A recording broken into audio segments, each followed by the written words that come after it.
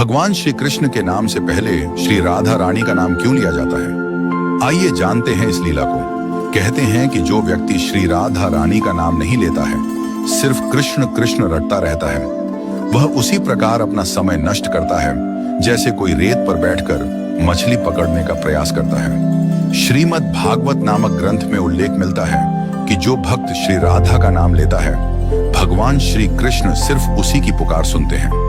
इसीलिए कृष्ण को पुकारना है तो राधा को पहले बुलाओ। जहां श्री राधा होंगे वहां कृष्ण खुद ही चले आएंगे। पुराणों के अनुसार भगवान श्री कृष्ण स्वयं कहते हैं कि राधा उनकी आत्मा है, वह राधा में और राधा उनमें बसती है। श्री कृष्ण को पसंद है कि लोग भले ही उनका नाम नहीं लें, लेकिन श्री राधा का नाम जपते रहें। इस नाम को सुनकर भगवान श्री कृष्ण अति प्रसन्न हो जाते हैं। इस संदर्भ में कथा है कि व्यास मुनि के पुत्र श्री शुकदेव जी तोता बनकर श्री राधा के महल में रहने लगे। शुकदेव जी हमेशा राधा राधा रटा करते थे। एक दिन श्री राधा ने शुकदेव जी से कहा कि अब से तुम सिर्फ कृष्ण कृष्ण नाम जपा करो। शुकदेव जी ऐसा ही करने लगे। इन्हें देखकर दूसरे तोता भी कृष्ण कृष्ण बोलने लगे। श्री राधा की सखी सहेलियों पर भी कृष्ण नाम का असर होने लगा।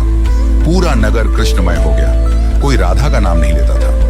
एक दिन श्री कृष्ण उदास भाव से श्री राधा से मिलने जा रहे थे। श्री राधा जी कृष्ण की प्रतीक्षा कर रही थी। तभी नारद जी बीच आ गए। श्री कृष्ण के उदास चेहरे को देखकर नारद जी ने पूछा कि प्रभु आप उदास क्यों हैं? श्री कृष्ण कहने लगे कि राधा ने सभी को कृष्ण नाम रटना सिखा दिया है, कोई राधा नहीं कहता, जबकि मुझे राधा नाम सुनकर प्रसन्नता होती है। श्री कृष्ण के ऐसे वचन सुनकर श्री राधा की आंखें भर आईं।